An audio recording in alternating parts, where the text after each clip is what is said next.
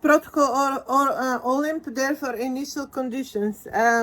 Number one, provided security of the terrain for purposes in the style as, for example, providing technical security as it is in question any larger event. We have experience there with organizing non-aligned movements, so it is classical approach in securing the safety of the region.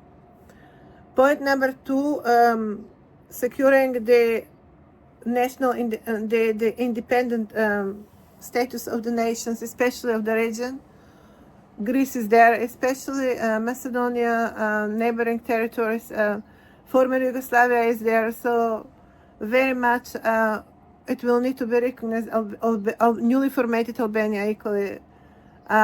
It will be required standard approach of declaring some kind of national integrity as independent status, not to be used the territories for some kind of big international companies or big international capital or various other associations or groups. So we need to provide as much as authentic national integrity enclosed there.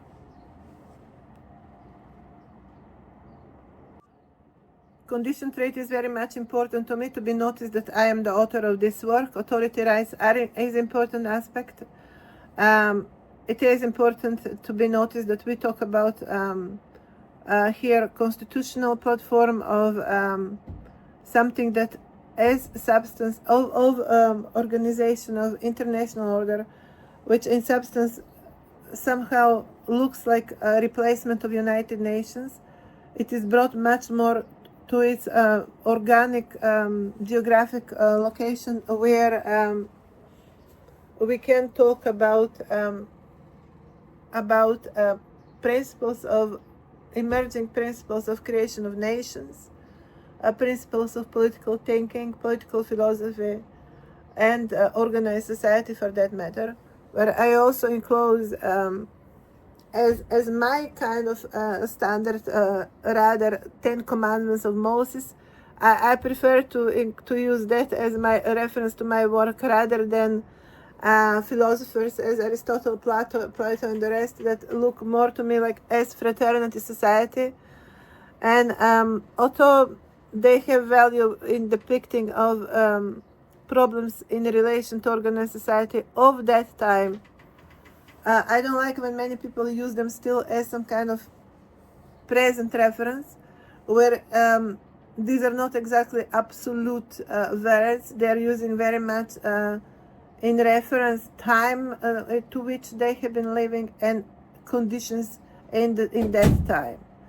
If we are going to talk about something more absolute, then it should sound like 10 Commandments. It should be more absolute in its narrative as well. If it is that specific, then it is much more history book than some kind of protocol upon which you can call yourself upon. It is almost scary when I'm going to, I notice that various universities in America to present days are using these ancient philosophers and their language upon which they formulate today their military forces. It looks to me as one mad house, as a house of madness. First of all, the human become much more humane in all the human history. Cruelty is not part of how we bring our kids today and how we understand humanity today. And we are using very much expression today. Today is very much about today. And when people on the chain position, on the principal positions in America today are using reference to ancient philosophers, it is scary to me. I am mother, and I'm frightened by possibility that such level of madness can affect in one way or another my kid, for example. I would not like to find my kid in hands of such people. Because our kids are gentle. They're being raised in very gentle environment. They're not being raised in a cruel environment. And there is no need that we create cruel people today when this world is pledging to be more and more humane and more refined. Why on earth you need cruelty? No one on this planet in its next generation of young people bring that much of a cruelty. Why on earth you need cruelty? You need strong words and you need meaningful words when you build any kind of regulative. You need much more than, you don't need cruelty. You need actually very much strict and clear recommendations as when you're writing a book of driving rules. You don't employ fear or some kind of cruelty while you're writing driving rules. You're simply writing driving rules. Of course, I'm enclosing here today my accomplished, much more updated political language, political rhetoric, and where I'm going to clarify, although socialism looked to many as decline of development, and very often I criticize it because it was too much driving on the working class, and everything above was simply eliminated in one way or another, which is simply not a recipe how you make societies, especially not on as such large territories as it is Russia or China, for example. However, I'm going to say that we still managed to get something out of that terrific experiment, and that was much more updated and much more improved political rhetoric, political thinking, and overall developing of political science altogether. Again, I'm not going to use to understand words, written words in any strict manner. It is more like a medicine. Always something improves. Always would be recognized mistakes of the previous times. And you simply use the rhetoric. You use what has been accomplished at university while studying our political literature. You develop that kind of mind construct. Now, how you are going to use the language, the perspectives, the analysis, it is about the specific events that you bring yourself into observing and analyzing. So no one can lock our political literature, our political capacity, our political skills acquired during socialism. No one can outsource them so simply, or to say, that's now obsolete. You can't say exactly bring same reference as to some book written 2 millenniums ago and books written a couple of decades ago. You might say, okay, now I'm changing the perspective. Certainly I'm not going to bring working class on the pedestal anymore. What stops me to employ my developed political language, my developed political thinking, my developed political analytical thinking, in the way how I can say on the West, is just not there to find. It's not there in America. It's not there in the Western Europe. Their societies, on the upper scale of their performance, they end up acting in a very strange robotic manner, like politicians cannot be on some upper scale, like they can exist only to a certain level, and then when it comes to upper level, it is either the science, various technology companies, or various financial gurus, which they are allowed to improve their language, but politicians appear completely stuck in rhetoric they hardly even understand. Let aside, I doubt they can associate to any of that obsolete, being given over attention to political party system without actually thinking about really updating the political thinking itself. Political parties have become too much satisfying, like feeding some kind of social, bringing social care forward, and bringing all the social issues forward.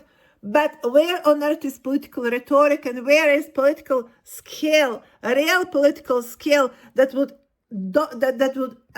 bring itself on its actual master platform to actually surface everyone else playing in the society? I have not seen that from any politician of the Western stage at the moment, and I'm going to question why that is the case. Because I'm going to notice the political science and political rhetoric stopped somewhere with Adam Smith, which is not exactly, cannot be even exactly called political writer, equally as Karl Marx cannot be called exactly political writer, because they were so much focused on working class that one can just comfortably call them working class ideologists, but not political ideologists. Here I'm bringing, therefore, my political skill liberated from any kind of political constraint, yet being enough political rhetoric, enough developed capacity to bring political thinking on its next level, in its new time, in the present time, and confront anyone else that would dare to get the upper chair in a society above the politics. That is where today we say, excuse me guys, something here has been overdone, something here has been overstepped. It is time that everyone pause for a while and we understand what on earth is going on here, because we all need to sign on that future to our kids. To our kids.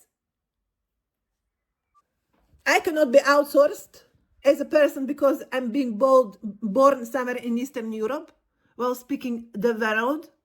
Neither can be outsourced because I'm bringing political language that no one can dare to talk. I cannot be outsourced because I'm more of something, when that something is the world that each of you dare to talk about just from different perspective. And when we talk about world as some kind of big, large company, private company, we are okay with speaking about the world as a private company. We are okay talking about the world. That sounds perfect to me. That really sounds perfect to me. That is exactly the world where you would like to live to your kid, or what? No, guys, ladies and gentlemen, the world is not going to be left to private companies, not to one single private company. This world will be left. So can you please bring the rhetoric properly forward? For a start, as I'm quite using it for quite some time, and I'm bringing it forward as my principal right, as my right as a citizen of this earth, as any of you, no more, no less. Now, why I'm being numbed, why I'm being silenced, why I'm being ignored? Because I'm too much? Oh, but climbing on Mount Everest is not too much. I can't see you have problem with that one. Well, if you don't have problem with that one, then you should not be having problem with this one as well. Ladies and gentlemen, your time has expired.